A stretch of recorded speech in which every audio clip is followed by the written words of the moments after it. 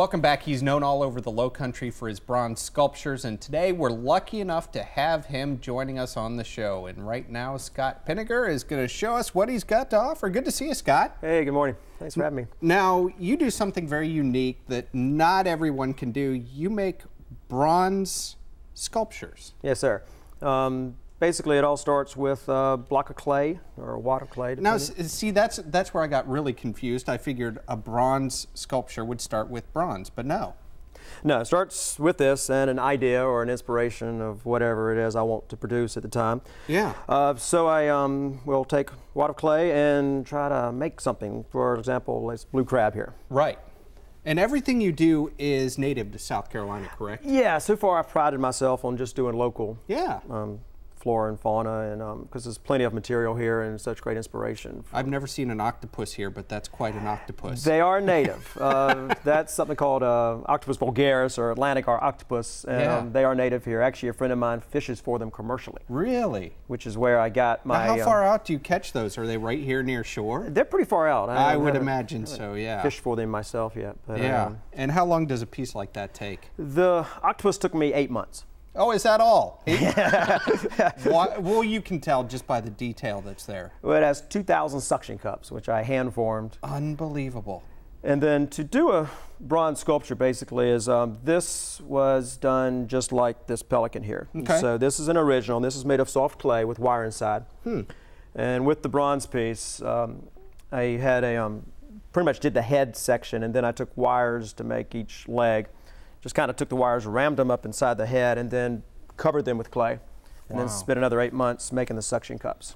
Now, Scott, we can see some of your work around town. You're going to be doing something coming up here in Somerville, correct? Yeah, there's a show coming up called Sculpture in the South, which is in Somerville. It's this coming weekend.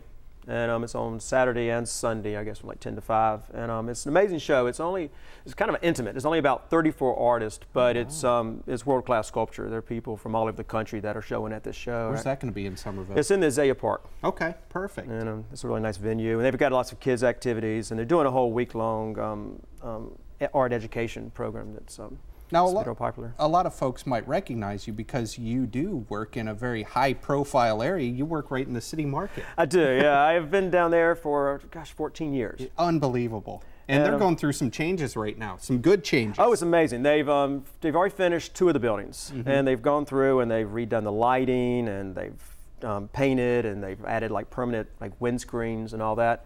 And 2 of the buildings were finished, and they're finishing the 3rd one on Thursday. It's opening up Thursday. Okay. So the market's going to be pretty much back to normal. For the last 3 or 4 months, all the vendors have been kind of crammed into 2 buildings while they're doing the renovations back and forth. And so it's going to be opening on Thursday, brand new. Everybody's going to be in permanent positions. Nice. And it's all cleaned up and dressed up. Rumor has it you're going to be working on this pelican for us a little bit today. What are you going to be doing to the pelican?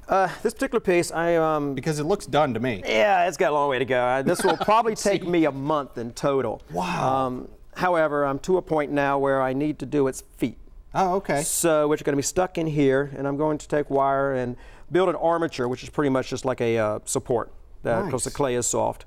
And so I'm going to take these and get them the joints where they're supposed to be, so they're anatomically correct. Look at those feathers. And then you even brought this feather along with you, which is a pelican feather. Yeah, if I can, I like to have the animal in front of me to sculpt from, but I don't have a pelican, but I have a feather. So that helps with the details and where the veins are and all that. So if I can see the real animal or get as close to it as I can, it really helps with the details and something like this. So you're going to be working on the feet right there. You do commissions as well, like the lab there. Yeah, this was a lab. It's not a particular lab, but I wanted to capture the breed. Yeah. But I just shipped one of these off to a museum in Arizona. Oh, wow. There was a guy there who had a CNI dog who was a black lab, and so I gave him one of these. And I'm sure you've got lots of examples of your work on your website, too. I do. No, it's PENEGAR.studios.com. Perfect. And Scott's going to be working on the pelican throughout the news, or throughout Low Country Live here, and hopefully at the end we'll be a little closer to that one more month of work. Yeah. Get some work done while I'm here. Yeah. Minutes. All right. Well, Scott, thank you so much. Thank you for having me. Your work is beautiful. Appreciate it. All right. Well, we have to take a quick break, but when we return, the magic of children's theater comes to life right here in our studio. Don't go away.